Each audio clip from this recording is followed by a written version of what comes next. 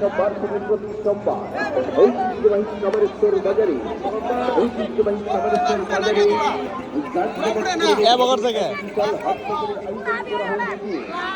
মানে যারা ঘোড়া কিনতেছে তারা আর কি দেখে যাচাই করে নিতেছে, এই কারণে প্রত্যেকটা ঘোড়া গাড়ির ভিতরে মানে অনেকগুলা দর্শক মানে ছোট পোলাপান মানুষকে তুলে সেটা যাচাই করতেছে ঘোড়া কতটুকু ক্ষমতাশালী, কতটুকু শক্তি।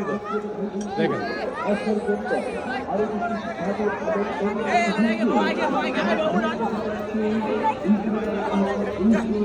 দেখেন এটা ডাইভ হয়ে গেছে।